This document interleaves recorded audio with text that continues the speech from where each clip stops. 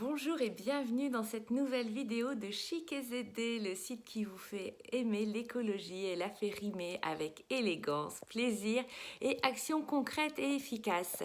Aujourd'hui, je voulais partager avec vous l'un de mes grands coups de cœur littéraires sur le sujet. Il s'agit du livre de Cyril Dion, Demain. C'est le livre du film éponyme. Alors, j'imagine que vous avez tous regardé ce film. Si ce n'est pas fait, je vous invite très fortement à le faire. Beaucoup de personnes ont eu le déclic après avoir visionné ce film qui nous donne envie de passer à l'action et qui nous montre que dans différents pays du monde, plusieurs personnes n'ont pas attendu que ça vienne de l'extérieur et ont pu mettre en place plusieurs actions concrètes avec beaucoup d'effets.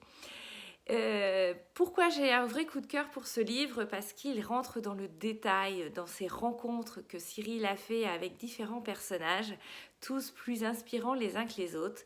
On rentre dans le détail de leur réflexion, de leur prise de conscience, de leur passage à l'action. Je l'ai lu déjà 2 fois depuis que je l'ai emprunté. Il faut que je le rende parce que le temps est écoulé, mais il faut que je me le procure très vite. Donc juste une petite aparté, moi je suis une grande adepte des bibliothèques et par contre quand j'aime le livre, je me le procure et maintenant que je suis rentrée dans ce mode de vie plus restreint, j'essaie au maximum de me procurer les livres, alors soit sur Le Bon Coin, soit sur les Facebook locaux parce que ça permet de se les donner en main propre sans frais de transport, soit il existe différents sites de vente de livres d'occasion que je vous invite à expérimenter. Donc Demain, alors déjà il est écrit par Cyril Dion, je suis fan, j'ose le dire, il m'inspire, il fait pas partie justement de ces quelques écolos qu'on pourrait nommer d'extrémistes, il n'est pas là à tout remettre à plat, il est déjà dans l'observation, il est dans la réflexion, il est dans la construction. J'aime beaucoup tout ce que je lis de lui. Voilà. Donc, Cyril, si tu vois cette vidéo un jour, j'aimerais te rencontrer.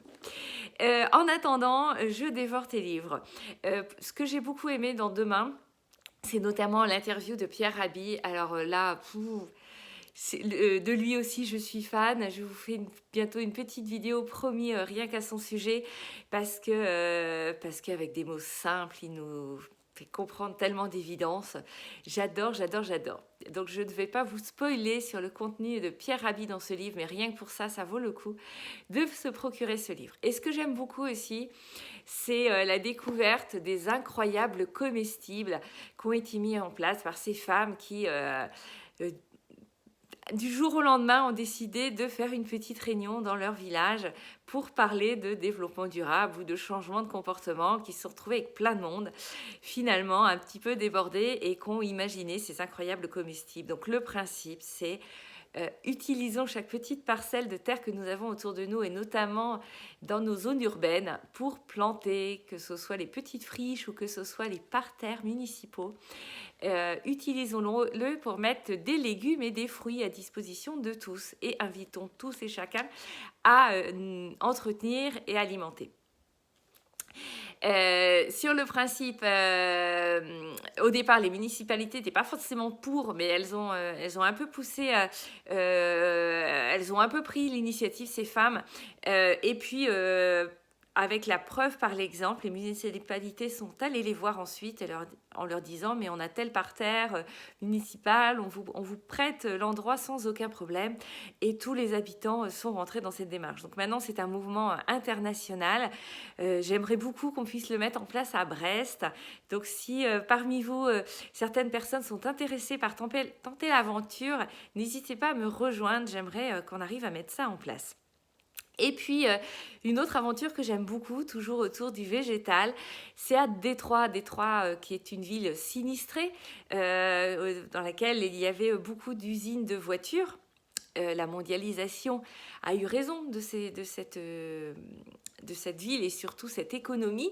Et c'est devenu une ville absolument déprimante avec un nombre incalculable de maisons, notamment dans les banlieues qui sont inoccupées, qui ont été laissées comme ça, invendables, qui sont complètement friches, qui sont dans un état loin d'être agréable pour ceux qui sont restés là.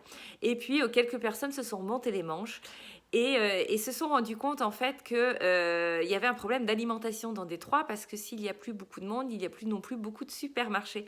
Et il y avait un vrai risque de pénurie alimentaire pour ceux qui sont restés, qui n'avaient pas les moyens de partir ou pas envie de partir. Et donc ces personnes ont développé toute une agriculture urbaine, périurbaine, petit à petit, pas à pas, et ont développé un véritable phénomène sur place. Et ils sont capables d'alimenter en très très grande partie aujourd'hui les habitants de Détroit avec des bons produits locaux et cultivés dans d'excellentes conditions. Donc cet exemple donne plein d'espoir et nombre de personnes spécialistes de l'écologie et du développement durable sont convaincus que l'avenir de nos villes passera par justement cette agriculture de proximité.